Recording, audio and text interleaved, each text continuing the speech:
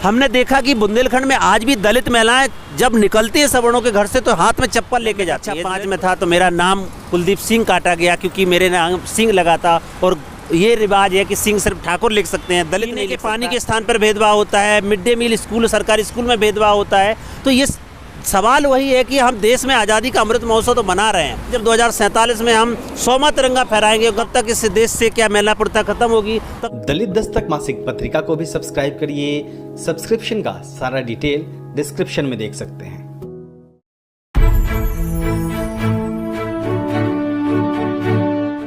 अगर आपने अभी तक दलित दस्तक चैनल को सब्सक्राइब नहीं किया है तो सब्सक्राइब करें, लाइक करें और शेयर करें। हमारे पीछे सरपट दौड़ती भागती गाड़ियां आप देख रहे हैं, ये दिल्ली है।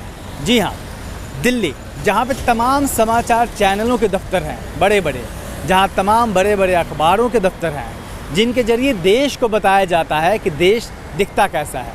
लेकिन क्या सचमुच में देश वैसा ही दिखता है जो समाचार चैनल दिखाते हैं, जो अखबार बताते हैं, या फिर देश का अलग दूसरा रूप भी है जिसके बारे में हमें बताया नहीं जाता? अगर नहीं बताया जाता तो वो कौन से लोग हैं जो उस देश के दूसरे रूप को देख रहे हैं? देश आज़ादी का, या फिर यूँ कहें कि सत्ता में बैठे हुए लोग आज़ादी का अमृत महोत्सव मना रहे हैं। 75 साल हो गए हैं देश की आज़ादी के, लेकिन देश में तमाम सवाल अब भी खड़े हैं। दिल्ली से दूर तमाम पिछड़े हुए इलाकों में जो सवाल बने हुए हैं, क्या उस पर बात नहीं होनी चाहिए? हमारे साथ हैं कुलदीप बौद्ध जी, जो कि बुंदेलखंड में काम करते हैं ज़मीन पे, और बुंदेलखंड दलित अधिकार मंच चलाते हैं। तो दिल्ली में बैठ के क्या आप सोच सकते हैं कि बुंदेलखंड के सवाल क्या हैं, और क्या हमें उन सवालों के बारे में नहीं जानना चाहिए जब हम हाथ में तिरंगा लिए आज़ादी का अमृत महोत्सव मना रहे हैं? कुलदीप जी, स्वागत है आपका। बुंदेलखंड देश का बहुत पिछड़ा इलाका माना जाता है। दिल्ली में समाचार चैनल जो देश दिखाते हैं, अखबार जो देश दिखाते हैं, सत्ता में बैठे हुए लोग जिस देश के बारे में बात करते हैं, देश उससे कितना अलग है? बुंदेलखंड के लोगों को कैसा दिखता है? देखिए, मैं कुलदीप कुमार बौद्ध बुंदेलखंड से आता हूँ। बुंदेलखंड की जब हम बात करते हैं तो राजनीति में तमाम तरीके के लोगों ने जाके बुंदेलखंड के दलितों के साथ रोटियां खाई। बुंदेलखंड के सूखा का जो मुद्दा है, बुंदेलखंड में आत्महत्याओं का जो मुद्दा है, वो बड़े पैमाने पर जो एट्रोसिटी होती है, किसी दलित को सवर्णों का अगर खाना छू ले तो उसकी नाक काट दिया जाता है, ऐसी घटनाओं को हम लोगों ने डॉक्यूमेंट किया है। और उससे भी बड़ी बात है जहाँ पे हम आज़ादी का अमृत महोत्सव मना रहे हैं, लेकिन आज भी बुंदेलखंड जैसे क्षेत्र में दलितों के साथ अत्याचार, छुआछूत, भेदभाव की घटनाएं होती हैं। और देश में एक सबसे बड़ी प्रथा जिस पे 2013 में बैन लगा, कानून बना, मैनुअल स्कैवेंजर, आज भी बुंदेलखंड में बड़े पैमाने पर मैला ढोने का काम होता है जो वाल्मीकि समुदाय की महिलाएं करती हैं। ये आप जिस बुंदेलखंड विषय देश में है, और देश में सालों पहले माना जाता है कि छुआछूत ख़त्म हो गया, तो आप किस आधार पे कह रहे हैं कि वहाँ ये काम होते हैं? मैं पिछले 10 साल से बुंदेलखंड, मैं खुद बुंदेलखंड में पड़ा बड़ा, और मैं जिस गांव, जिस बैकग्राउंड से आता हूँ वो फूलन देवी का एरिया है। मेरा ही ब्लॉक में फूलन देवी का घर है। आज उनकी माँ एक एक दाने को खाने को मोहताज होती है। हमारा संगठन बुंदेलखंड दलित अधिकार मंच उनको खाने के लिए भी सपोर्ट करता है। हम लोग जब सूखा का सर्वे कर रहे थे और हमने देखा कि फूलन के घर में जो इस देश की सांसद रही है, मेरा खुद का ब्लॉक है, जो एक समय पर जिस दरिंदगी का उन्होंने सामना किया, जिस तरीके से उनके साथ प्रताड़ना किया गया था, वो दौर था और एक आज का दौर है। लगातार अभी भी उस तरह की घटनाएं उस क्षेत्र में होती आई हैं। तो हम लोग ने वो चीज़ बचपन से देखा है और आज भी देखते आ रहे हैं। हमारे पास स्टडी है, हमारे पास रिसर्च है।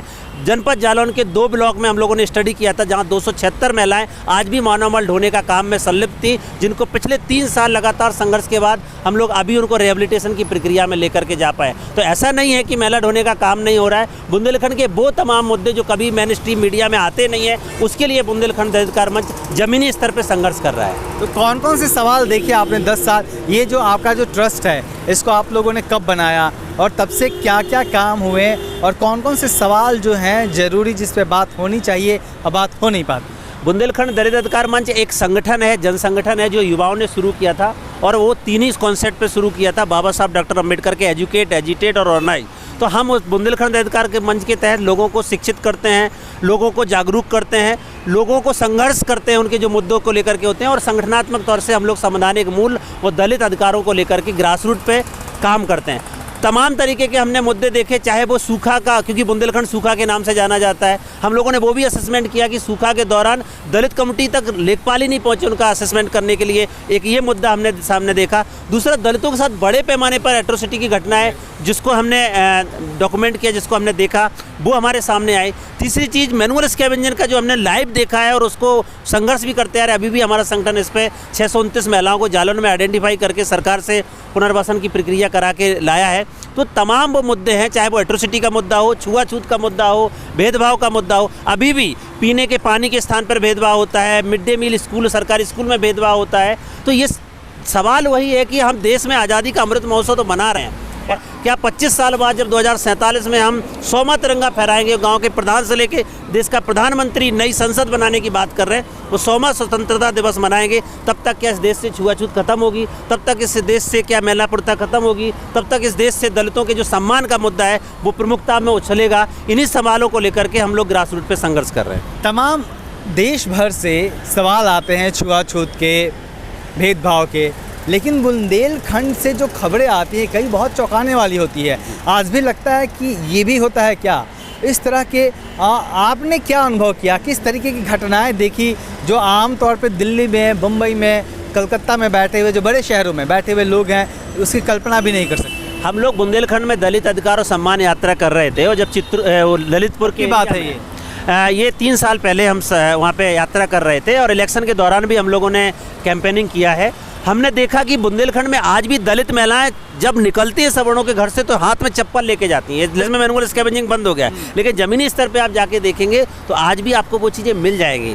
सरकार ने इतने सारे चीज़ें किया है तो खुल के सामने लोग नहीं कहेंगे, लेकिन अगर आप उसको वॉच करेंगे, देखेंगे, तो आज भी वो चीज़ें यथास्थितिवादी तरीके की आपको देखने को मिल जाएंगी। तो ये तमाम तरीके के मुद्दे हैं जिस पे हम लोग और क्या क्या एक्सपीरियंस रहा? मैं खुद एक दलित कम्युनिटी से आता हूँ। जब मैं कक्षा 5 में था तो मेरा नाम कुलदीप सिंह काटा गया, क्योंकि मेरे नाम सिंह लगा था, और ये रिवाज है कि सिंह सिर्फ ठाकुर लिख सकते हैं, दलित नहीं लिख सकता। मैं कुलदीप बौद्ध लिखता हूँ, सिंह और ये सब हमारे साथ नहीं है।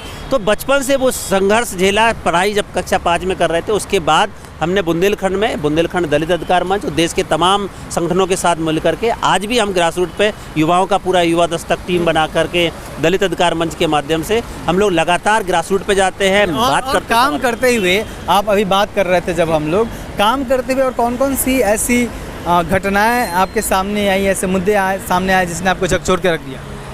देखिए, मैं जब एक दिन मैनुअल स्कैवेंजिंग की घटना ने हमें सबसे ज़्यादा झकझोरा, जब हम एक गांव में थे जहां पे एक महिला उठाने का काम करने नहीं गई, तो वहां पे दबंगों ने उसको पीटा और उससे जबरन महिला उठवाया। तो ये घटना ने हमें बहुत झकझोरा कि देश की आज़ादी के 70 साल हो गए, 75 साल हो गए, आज भी इस तरीके की घटनाएं अगर हो रही हैं तो हम किस भारत में जी रहे हैं? एक अदृश्य भारत, एक अदृश्य कोना। शायद राजनीति में सिर्फ वोट की बात होती है, मुद्दों की बात नहीं होती है। अभी रिसेंटली इलेक्शन 2022 का उत्तर प्रदेश में हुआ, उस दौरान भी हम लोगों ने ये मुद्दे उठाए, तमाम पार्टियों के साथ बात की कि युवाओं को आप लेते हैं, खासतौर से दलित युवा, और बुंदेलखंड का अगर बैकग्राउंड देखेंगे तो 30% के ऊपर दलित, आदिवासी पिछड़े हैं। वहाँ पे जहाँ पे मानवर कांसीराम साहब ने पूरा नारा दिया था कि ये पूरा दलितों की राजधानी है, और 1585 का जो पूरा मूवमेंट रहा, उन सब चीज़ों को देखते हैं तो आज भी वही सवाल है कि सामाजिक तरीके से मूवमेंट नहीं हो रहे, सामाजिक मुद्दे गायब होते जा रहे, सिर्फ राजनीति होती है और लोग आगे बढ़ जाते हैं। तो हम लोगों का संगठन लगातार यही प्रयास कर रहा है कि ग्रास रूट के वो मुद्दे लोगों के बीच में देश के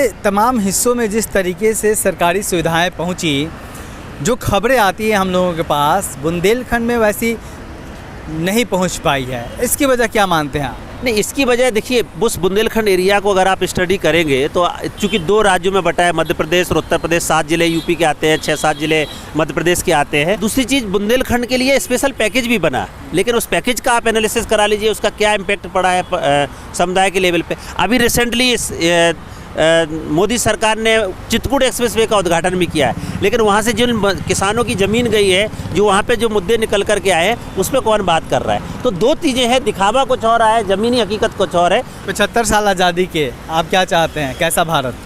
देखिए, 75 साल की आज़ादी में मैं फिर उसी सवाल को लेकर खड़ा हूँ कि 2047, जब 1947 में छुआछूत मुक्त भारत का सपना देखा गया था, तो क्या 2047 में वो सपना पूरा होगा? ये सवाल आज भी है और लगातार हम इसको उठाते रहेंगे, क्योंकि संविधान हमें मिला 1950 में। संविधान में कहा गया समता, स्वतंत्रता, बंधुता और न्याय, ये चारों स्तंभ आज भी ज़मीनी स्तर पर पूरी तरीके से लागू नहीं है। हम 75वां अमृत महोत्सव मनाएं चाहे 100वां मनाएं, जब तक ये सवाल रहेंगे हमारा संगठन लगातार इस पर आवाज़ उठाता रहेगा। निश्चित तौर पे जब तक ये सवाल रहेंगे, मैं भी कुलदीप जी ने जो सवाल उठाया कि क्या छुआछूत मुक्त भारत बन पाएगा, तो जब तक इस तरीके के सवाल बने रहेंगे, तमाम आज़ादी के दिन आते रहेंगे, साल बदलते रहेंगे, तारीखें बदलती रहेंगी, लेकिन देश जैसा देश हम बनाना चाहते थे वह देश शायद नहीं बन पाएगा। देखना होगा कि क्या देश की सत्ता में बैठे हुए लोग, जिसमें तमाम लोग शामिल हैं, इन सवालों पे गंभीर बहस करेंगे या फिर आंखें मूंद कर जैसा हमेशा से बच कर निकल जाते हैं वैसा ही करेंगे। सवाल बना हुआ है, वो सवाल आप भी ज़ोर ज़ोर से ज़रूर पूछिए। देखते रहिए दिल्ली तस्वीर। कैमरामैन वीरेंद्र के साथ मैं अशोक दास।